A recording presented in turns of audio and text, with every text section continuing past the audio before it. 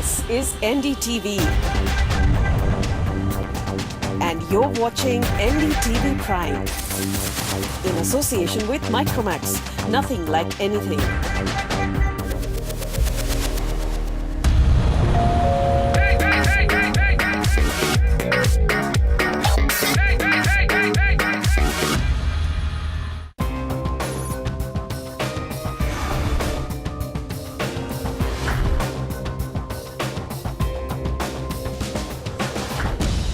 भारतीय टेलीविजन में पहली बार आपके लिए एक ऐसा शो हम लाए हैं जिसमें आपको प्रॉपर्टी के बारे में सारी जानकारी एक जगह मिलेगी। स्वागत है प्रॉपर्टी इंडिया में। नमस्कार, मैं हूं अंजलि स्टवाल। नमस्कार, मैं हूं ऋचा जैन कालरा। प्रॉपर्टी की दुनिया में हो रही सारी हलचल पर हम रखते हैं खास नजर। कहां कौन सा फैक्टर कर रहा है रियल एस्टेट को प्रभावित, कहां निवेश आपको देगा फायदा। अगले 1 घंटे में देखिए रियल एस्टेट के अहम मुद्दों पर खास चर्चा। साथ ही अगर प्रॉपर्टी के बारे में आप और ज्यादा जानकारी चाहते हैं तो हमारी वेबसाइट ndtv.com/property पर जाना ना भूलें।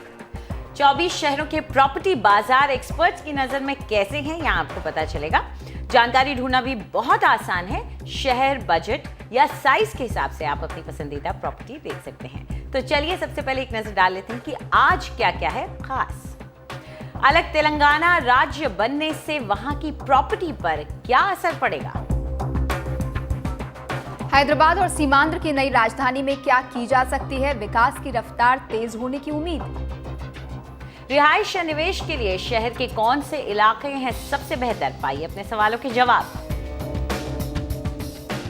और मेट्रो रेल लाइन के साथ साथ अगर एफएसआई बढ़ा तो क्या चेन्नई मेट्रो के यात्री भी बढ़ेंगे।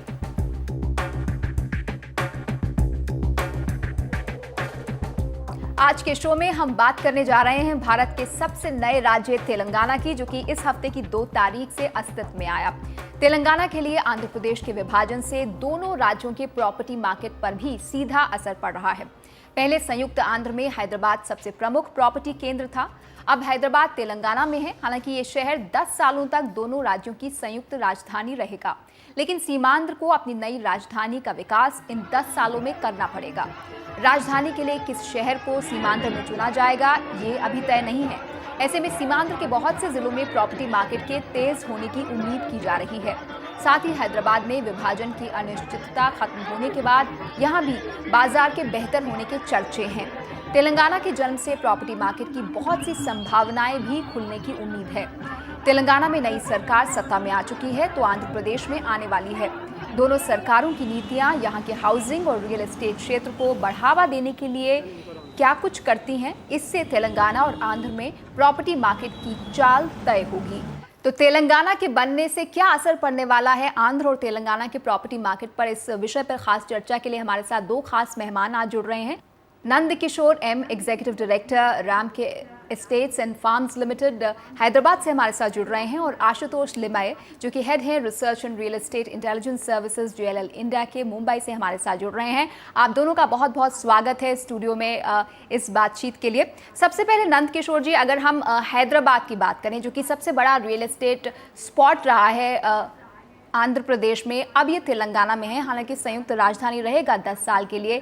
कहा जा रहा था कि जो करीब 3-4 सालों से विभाजन के चलते एक अनिश्चितता बनी हुई है, एक तरह का स्लगिश ग्रोथ हुई है यहाँ पर, उससे अब कुछ न कुछ राहत मिलेगी क्योंकि अब बंटवारा हो गया है, अब तेलंगाना बन गया है। तो क्या यहाँ पर प्रॉपर्टी मार्केट बेहतर होगा? सबसे पहले मैं तो बधाई देना चाहता हूँ तेलंगाना के जो नए सरकार को, और ये उम्मीद करते हैं हम सब की जो डेवलपमेंट जो रुकी हुई थी वो अब तेज़ी से आगे बढ़ेगी। जहाँ तक तेलंगाना फॉर्मेशन का जो रियल एस्टेट के ऊपर का इम्पैक्ट या उसका जो असर पड़ने वाला है, मेरे ख्याल से वो तो पॉजिटिव ही होगा। एक चीज़ हम लोगों को याद रखना चाहिए कि तेलंगाना कहिए या जो इससे पहले संयुक्त आंध्रा था, इसमें भी कहिए, हैदराबाद एक सिंगल लार्जेस्ट सिटी था, और हैदराबाद देश में एक नामी शहर में से एक है। It is among the top 5 और 6 सिटीज़ इन द कंट्री।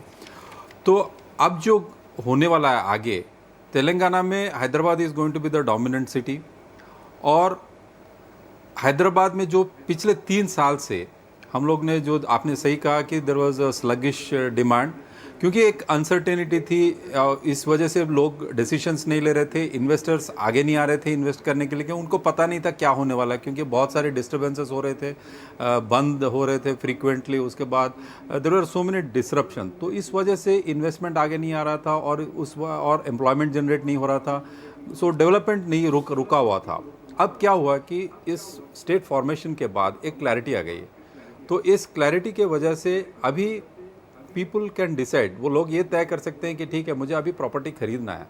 अब देखिए, अगर हैदराबाद में करीब करीब 7 या 8 मिलियन का पॉपुलेशन है, which is 3 times of any other city in Andhra Pradesh, either you call it united Andhra Pradesh, erstwhile united Andhra Pradesh, तो ये सबसे बड़ा सिटी है। तो यहाँ पे हैदराबाद इज़ अ डेस्टिनेशन, और अब अगर आप ये बाकी के पॉलिटिकल इक्वेशंस को अगर आप बाहर भी रखें तो Hyderabad has got so many advantages, मतलब इंफ्रास्ट्रक्चर के बोलिए, नहीं तो आप एम्प्लॉयमेंट जनरेशन के लिए कहिए, तो हर तरह से Hyderabad has got a unique advantage, तो इसका तो फ़ायदा होना ही है। जो 2-3 साल से डिमांड रुका हुआ था, जो इनडिसाइसिवनेस था, अभी वो सब क्लियर हो गया, एंड आई थिंक धीरे धीरे जैसे इमोशंस सेटल होंगे उसके बाद डिमांड बढ़ता जाएगा। कुछ शहर ऐसे होंगे जिनको अब उम्मीदवार माना जा रहा है कि अब शायद वो राजधानी बन सके, तो उनमें अब लोग सोच रहे होंगे कि मुनाफा होगा, उनको फ़ायदा हो सकता है। तो कौन से वो शहर हैं जो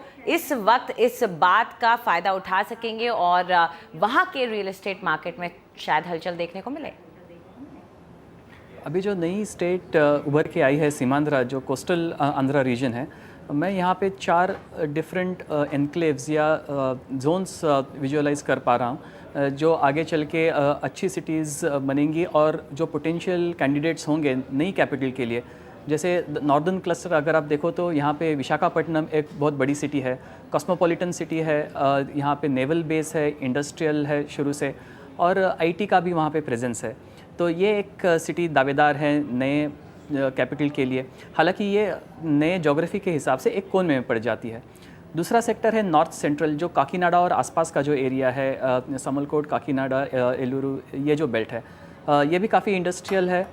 यहाँ पे ऑयल एंड गैस में काफ़ी रिच है, और ये जो कृष्णा बेसिन और जो ऑफशोर ऑयल रिगिंग जो होती है उसका एक मेन पोर्ट है काकीनाडा। एजुकेशनल फैसिलिटीज़ यहाँ पे पहले से डेवलप्ड है, तो ये एक दूसरा पोटेंशियल सिटी है जहाँ पे नई कैपिटल के लिए भी दावेदार है, और अदरवाइज भी it is poised to growth.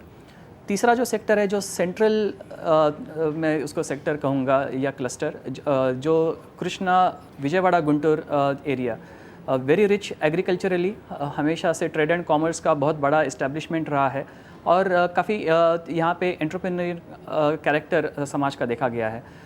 ये पूरे स्टेट का एक सेंट्रल पोर्शन पड़ता है, तो accessible from all the sides equally well. तो ये एक तीसरा क्लस्टर है जहाँ पे डेवलपमेंट होनी है। और चौथा क्लस्टर में देखता हूँ सदर्न आंध्रा का, जो रायलसीमा कोस्टा की जो बॉर्डर है, चित्तूर या तिरुपति, नेलोर, ये मैं चौथा सेक्टर देख रहा हूँ।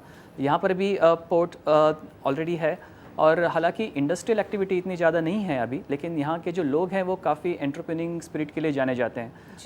अर्लियर यूनिफाइड आंध्रा और अभी तेलंगाना और सीमांध्रा के जो मेजर इंडस्ट्रियल हाउसेस हैं, वो जो पायोनियरिंग जो इस्टेब्लिशमेंट्स हैं, वो ये नेल्लोर डिस्ट्रिक्ट के लोगों ने काफ़ी उसको डेवलप किया है। तो ये मैं समझता हूँ कि डिस्ट्रीब्यूटेड पोटेंशियल है पूरे नए सीमांध्रा की, और ये 4 क्लस्टर्स काफ़ी अच्छी तरह से डेवलप होंगे।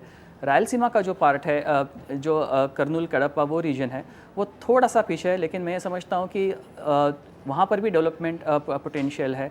कर्नूल बेल्ट में माइनिंग की वजह से आपको डेवलपमेंट पोटेंशियल मिलेगी, और जो अर्बनाइजेशन हमने देखा है पिछले 10 सालों में, जिस तरह से 30% हिंदुस्तान की आबादी आज ऑलरेडी शहरों में है, और बहुत जल्दी ये हम 50% तक उसको ले जाने वाले हैं। नंद किशोर जी, आपसे यहाँ जानना चाहेंगे कि नया राज्य बनता है तो उसके साथ प्रशासनिक चुनौतियाँ भी आती हैं, अड़चनें आती हैं, तो ऐसे में जो रियल एस्टेट डेवलपर्स हैं उनके लिए वहाँ काम करना, प्रशासनिक चुनौतियों से निपटना, क्योंकि जब आम राज्य में ही इतनी होती हैं, तो यहाँ पर आपको क्या लगता है कि यहाँ कैसे निपटेंगे?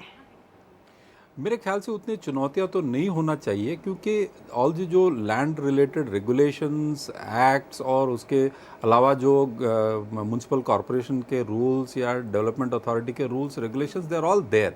सो सभी है। अभी सिर्फ इन लोगों को ये करना है कि थोड़ा बहुत जो नए प्रशासन आ गए हैं तो they might tweak it a little bit here and there to adapt to the local conditions. और कहीं कहीं ये भी हो सकता है, और जो हम उम्मीद करते हैं, क्योंकि real estate will be one of the एक जो ड्राइवर ऑफ इकोनॉमिक ग्रोथ रहता है, तो मेरे ख्याल से हम लोग यही उम्मीद करते हैं कि ये दोनों स्टेट्स के जो प्रशासन है they will take a positive view और दे विल क्रिएट, मतलब जो रूल्स एंड रेगुलेशन को थोड़ा ऐसे मॉडिफाई करेंगे ताकि इट बिकम्स प्रो डेवलपमेंट और प्रो रियल एस्टेट। और वो हम लोग उम्मीद करते हैं कि जैसे अप्रूवल्स का टाइम जो है वो कम हो जाए, सिंगल विंडो क्लियरेंसेस आ जाए, तो ऐसे कुछ वो चेंजेस लाएंगे जिसके वजह से I think it will start moving faster. और ये भी एक चीज़ हो सकता है कि पहले जो सेंट्रलाइज्ड अप्रूवल सिस्टम थे, नाउ अभी जो थोड़ा डिसेंट्रलाइजेशन भी बढ़ जाएगा, तो इस वजह से मेरे ख्याल से तो और भी फास्टर होना चाहिए। आई डोंट सी, मतलब कोई ऐसी रीज़न नहीं है कि you will face administrative difficulties, तो मुझे तो वो दिक्कत दिखाई नहीं दे रहा। बहुत बहुत शुक्रिया नंद किशोर जी। आशुतोष, आप स्टूडियो में आए और हमारे साथ इस चर्चा में हिस्सा लिया।